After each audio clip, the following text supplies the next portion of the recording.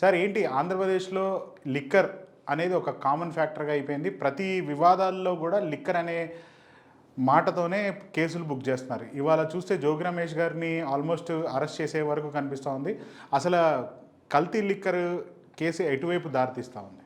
మీరు అసలు ఈ లిక్కర్ కేసుని క్షుణ్ణంగా చూసుకుంటే ప్రజెంట్ది అయితే అంటే ఈ డంపు దొరకడం అవ్వచ్చు, ములకల చెరువులో ఇన్సిడెంట్ అవ్వచ్చు, తంబాళపల్లి దగ్గర లేదు ఇబ్రహీంపట్నంలో దొరకచ్చు. ఇవన్నీ కూడా రెడ్ హ్యాండెడ్గా దొరికిన వాళ్ళు ఎవరు? టీడీపీ వాళ్ళు యాక్చువల్గా. కాకపోతే ఎవరైతే ఎక్యూజ్డ్ ఉన్నారో ఆ ఎక్యూజ్డ్ వచ్చి వన్ ఆఫ్ ద ఎక్యూజ్డ్ వచ్చి కాదు ఇదంతా కూడా జోగి రమేష్ గారి దగ్గర నుండి చేయించారు, ప్రభుత్వం మీద బురద చల్లడానికి చేయించారు అనేది ఆరోపణ. అయితే ఇందులో కొన్ని మనం అనాలిసిస్ చేసుకుంటే జనాలకు అర్థం అవడానికి నేను కొన్ని డీప్గా కొన్ని చెప్తాను, అర్థం చేసుకోవడానికి ట్రై చేయండి. నేనేమంటాను అంటే, పెండ్యాల శ్రీనివాస్ గుర్తున్నారా? చంద్రబాబు గారి పిఏ. స్కిల్ స్కామ్ జరిగినప్పుడు ఆయన విట్నెస్ అవసరము, ఆయన కూడా వన్ ఆఫ్ ద అక్యూజ్డ్గా ఉన్నారు. ఆయన రాత్రికి రాత్రి విదేశాలు పంపించారు. విదేశాలు వెళ్ళిన వ్యక్తిని మరలా అధికారం వచ్చిన తర్వాత కానీ వెనక్కి తీసుకొచ్చిన తర్వాత కూడా ఏం జరిగింది? స్టేట్ గవర్నమెంట్ ఆ కేసుని గవర్నమెంట్ సైడ్ నుంచి విత్డ్రా చేసుకుంది హైకోర్టులో. చేసుకొని పెండ్యాల శ్రీనివాస్ గారిని మళ్ళీ ఒక మంచి పొజిషన్లో ప్లేస్ చేశారు గవర్నమెంట్లో. అంటే మీకు విదేశాలు పంపించాల్సిన అవసరం ఎందుకు వచ్చిందో చూస్తున్నాం కదా. లిక్కర్ కేసుకు వచ్చేసరికి ఆల్రెడీ విదేశాల్లోనే ఉన్నాడు. అంటే ఎవరైనా ఒక ఎక్యూజ్డ్ అంటే నిందించబడిన వాళ్ళు లేదు అందులో వన్ ఆఫ్ ద పాత్రధారి విదేశాలు పారిపోవడానికి ప్రయత్నిస్తారు. ఆల్రెడీ విదేశాల్లోనే ఉన్నారు. అవకాశం ఉన్న రోజులు బయట ఉండటానికి ప్రయత్నిస్తారు. కానీ మేఘాల మీద ఇండియా వచ్చేసి వన్ ఆఫ్ ద ఎక్యూజ్డ్ ఏం చెబుతున్నాడు అంటే ఇదంతా జోగి రమేష్ గారు చేయించారు అని చెప్తున్నారు. సరే, అంటే మీరు కంపారిజన్ ఏంటంటే మీకు అవసరమైనప్పుడు బయటికి పంపించి లోపల తీసుకురారు, వేరే వారి మీద నింద వెయ్యాలి కాబట్టి తీసుకొచ్చారు.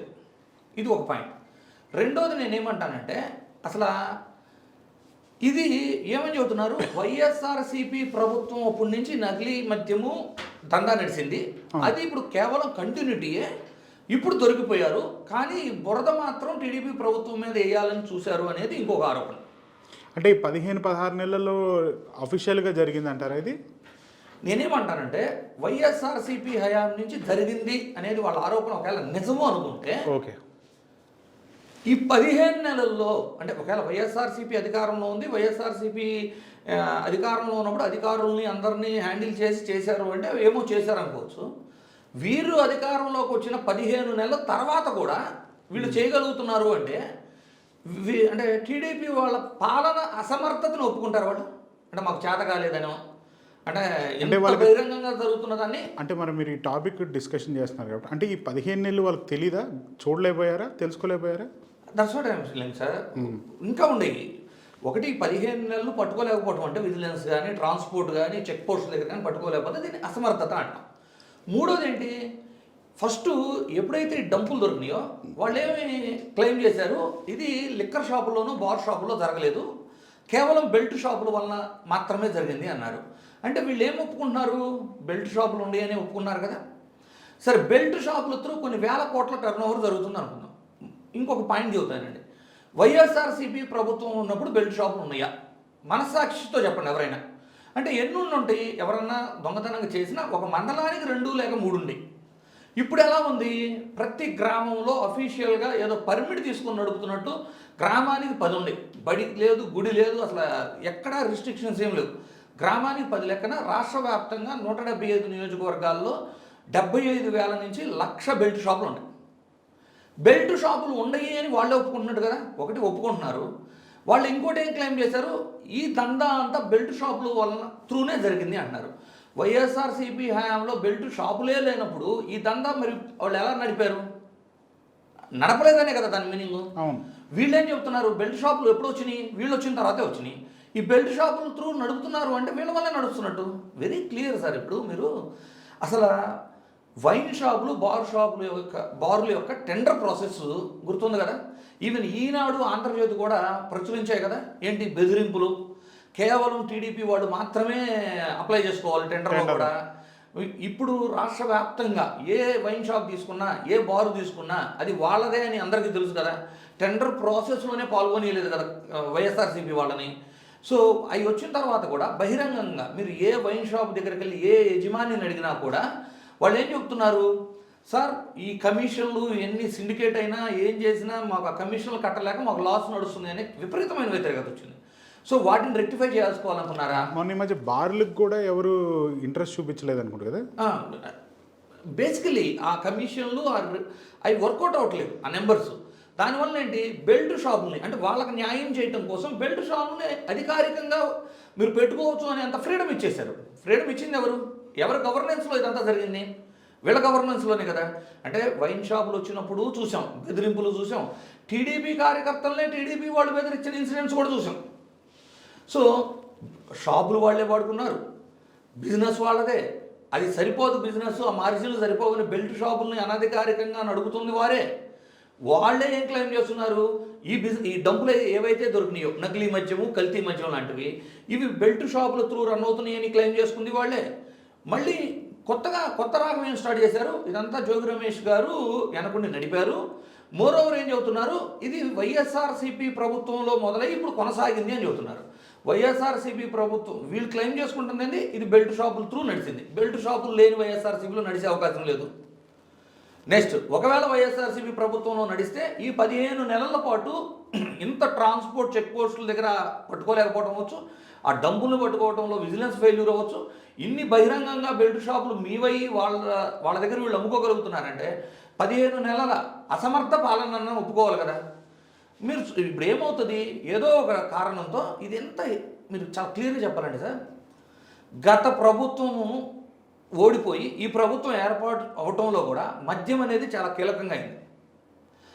అంటే క్వాలిటీ లేని మద్యాన్ని మీకు జే బ్రాండ్స్ అనే పేరుతో మీకు అమ్ముతున్నారు, జే బ్రాండ్ అని విపరీతమైన ఆరోపణలు చేసి 40 లక్షల మంది మందు తాగేవాళ్ళు ఉన్నారు, 40 లక్షల ఓటర్లను ఇన్ఫ్లుయెన్స్ చేశాము, సో ఆ 40 లక్షల ఓటర్ల వల్లనే మనం గెలిచాము అనే ఒక బయట టాక్ అనే కాదు, అది ఒక నిర్ధారణకు వచ్చిన ఇన్సిడెంట్. 40 లక్షల మంది ఓటర్స్ అనేది అంటే వాళ్ళు కీలకమయ్యారు. సో ఇప్పుడు ఏమైపోయింది, ఏదైతే వీళ్ళు చెప్పి వాళ్ళని టర్న్ చేసుకొని అధికారంలోకి వచ్చారో 15 నెలలు తిరిగేసరికి ఈ నకిలీ మద్యము, కల్తీ మద్యాన్ని చూసిన తర్వాత ఇదంతా బౌన్స్ బ్యాక్ అయిపోయింది. ఈసారి అధికారం కూడా పోయిద్ది అనే భావన కలిగిన తర్వాత ఇది గత ప్రభుత్వం నుంచి నడుస్తుంది, ఇది మేము చేయలేదు, మేమైతే నాణ్యమైన మద్యం ఇస్తామని హామీ ఇచ్చాము, మేము నాణ్యమైన మద్యాన్ని ఇస్తామనే మాట నిలబెట్టుకోవడం కోసం ఏంటంటే దీన్ని తీసుకెళ్ళి మళ్ళీ గత ప్రభుత్వం నుంచి నడుస్తుంది అన్నట్లు వైఎస్ఆర్సీపీ మీద ముద్ర వేయాలని ప్రయత్నం చేశారు. ఈ ప్రొసీజర్లో ఏమవుతుంది, జోగి రమేష్ గారు యాక్చువల్గా మీరు చూసుకుంటే అక్కడ మీకు కలుషితమైన వ్యర్థాలు కృష్ణా వాటర్లో కలవడం అవ్వచ్చు, బుస్కర్ రిలేటెడ్ అవ్వచ్చు, హ్యాష్ ట్రాన్స్పోర్ట్ అక్రమ రవాణా అవ్వచ్చు, లేదు లెక్కరు డంపు పట్టుకోవచ్చు. ఇక అతన్ని ఎట్లయినా ఏదో ఒకటి అరెస్ట్ చేయాలి, అతను వాయిస్ బయటికి రాకూడదు. సో అతనే వెనకుండి నడిపారు అనే విధంగా ఈ కేసుని పుటప్ చేయడం కోసం వన్ ఆఫ్ ద అక్యూజ్డ్ తీసుకొచ్చి, అంటే ఎవరైతే దొరికిపోయారో అతను వచ్చి నేను ఇంకొకళ్ళ పేరు చెప్పడం అనమాట. ఇది ఈ రోజు స్టార్ట్ చేయాలి టీడీపీ వాళ్ళు. వివేకానంద రెడ్డి గారి హత్య కేసులో ఇదే వన్ ఆఫ్ ద అక్యూజ్డ్ అప్రూవర్గా మారిపోయినట్టు చెబుతారు. ప్రెజెంట్ నడుస్తున్న లిక్కర్ స్కామ్లో అదే one of the accused approver లాగా మారుతాడు. మళ్ళీ మీకు స్కిల్ స్కామ్స్ తీసుకున్న అదే పరిస్థితి లేదు. ప్రెజెంట్ ఇప్పుడు ఈ మద్యం దందా గురించి తీసుకున్నా కూడా వీళ్ళు ఏం చేస్తారు అంటే ఒకళ్ళని ఆల్రెడీ దొరికిపోయిన పెద్ద దొంగలో ఒక దొంగని పట్టుకొచ్చి అతను ఏదో అప్రూవర్ మారిపోయినట్టు అసలు ఈ కేసుతో సంబంధం లేని వాళ్ళ పేర్లు చెప్పేయటం, ఈ కేసుని డైవర్ట్ చేయటం. ఆబ్వియస్లీ లీగల్ సిస్టమ్ ఎలా ఉంటుంది, సో ఎవరి పేర్లు అయితే చెప్పారో వాళ్ళని కస్టడీకి తీసుకోవటం, వాళ్ళకి బెయిల్ రాకుండా కొన్ని రోజులు ఇబ్బంది పెట్టడం. తీరా చూసుకుంటే ఏముంటుంది, ఎవిడెన్సెస్ ఉండవు, విట్నెస్లు ఉండవు, ఏమీ ఉండవు. చేయాల్సినంత పుష్ చేస్తారు. ఛార్జ్ షీట్ వేసిన తర్వాత ఏ విషయం లేదని వీళ్ళు బయటకు వస్తారు. కాకపోతే ఏమైందంటే ముందు నిందేసేసామా, మెల్లగా మన దగ్గర ఉన్న మీడియాతో ప్రజలను ప్రలోభ పెట్టామా అనేది వీళ్ళ బేసిక్ ఆలోచన. కాకపోతే ఇప్పుడు ఏదైతే ఇదంతా జరిగిందో అంటే ఒక మందు అనే విషయం, లిక్కర్ అనే విషయం ఒక ప్రభుత్వాన్ని మార్చగలిగింది. 40 లక్షల ఓటర్స్ దీని మీద డిపెండ్ అయి ఉన్నారు అని డిఫెన్స్లోకి వెళ్ళిపోయి ఈ విధంగా వైఎస్ఆర్సీపీ మీద ముద్ర వేసి గత ప్రభుత్వం నుంచి నడుస్తుంది అని తీసుకొచ్చారు. ఇది ఎందుకు తీసుకురావాల్సి వచ్చింది, ప్రజాక్షేత్రంలో ఓడిపోతామేమో అన్న భయం డిఫెన్స్ వల్ల వచ్చింది. కానీ ఈ రోజున ప్రజాక్షేత్రంలో ప్రజలు ఏమో ఆలోచిస్తున్నారు, ఇది ముమ్మాటికి ఈ ప్రభుత్వ హయాంలోనే జరిగిందని చాలా క్లియర్గా వాళ్ళకి అర్థమైపోయింది. ఈవెన్ టీడీపీ కార్యకర్తలు కూడా నమ్మే పరిస్థితి అయితే లేదు. సో ఇలాంటివి రిపీట్ అయ్యే కొద్దీ ఏమవుతుంది అంటే తమ క్యాడర్ దగ్గర కూడా వాళ్ళకి క్రెడిబిలిటీ పోతుంది.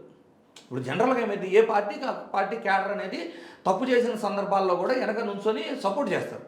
కానీ అదే గ్రామ స్థాయిలో వాళ్ళ వెనకాల ముందు వచ్చి వాదించలేని, డిఫెన్స్ చేసుకోలేని పరిస్థితిలో ఉంది. ఇప్పుడు ఏమైపోయింది, వాళ్ళ కార్యకర్తలకు సైతం ఇది ఇప్పుడు జరిగింది అని చాలా క్లియర్గా అర్థమైపోయిన తర్వాత ఇది ప్రజాక్షేత్రంలో అంటే ఇప్పుడు గ్రామంలో మీరు చెప్పినట్టు చూస్తే ఆ బెల్ట్ షాపులన్నీ కూడా వాళ్ళ కార్యకర్తలకి ఇచ్చారు కదా, కళ్ళ ముందు కనబడుతున్నాయి. ఊళ్ళో ఇప్పుడు ఒక ఊళ్ళో 1000 ఓటర్స్ ఉంటారు, లేదు ఒక బూత్ తీసుకుందాం, ఒక బూత్లో 1000 ఓటర్లు ఉంటారు. ఒక బూత్ పరిధిలోనే దగ్గర దగ్గర 2-3 బెల్ట్ షాపులు ఉంటాయి. ఆ బెల్ట్ షాపులు వైసీపీ వాళ్ళ దగ్గర ఉండయా, టీడీపీ వాళ్ళ దగ్గర ఉండయా అనేది ఆ బూత్లో ఓటర్స్కి అయితే తెలుసు కదా, గ్రామంలో అందరికీ తెలిసిపోయింది. సో గ్రామ స్థాయిలో ప్రజలందరికీ చాలా క్లియర్గా ఈ బూతులు ఎవరి దగ్గర ఉండయి, ఈ నాలెడ్జ్ అయితే చాలా క్లియర్గా ఉంది. సో ఇదంతా కూడా కేవలం జోగి రమేష్ గారి వాయిస్ని కంట్రోల్ చేయటం కోసం, ప్లస్ అదే టైంలో ఈ డిఫెన్స్లో పడిపోయారని చెప్తున్నాను చూడండి.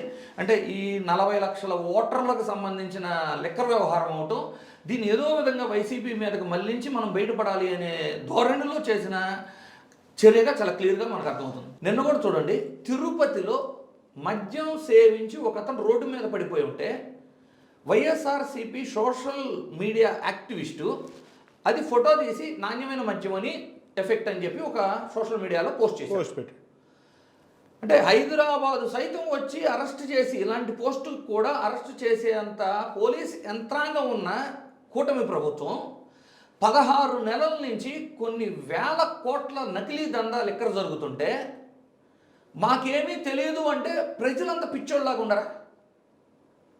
అంటే వాళ్ళ భావన ప్రజలకు ఏమీ తెలియదు, మనం ఏది చెబితే అది నమ్మేస్తారు అనే భావనలో ఉండారా?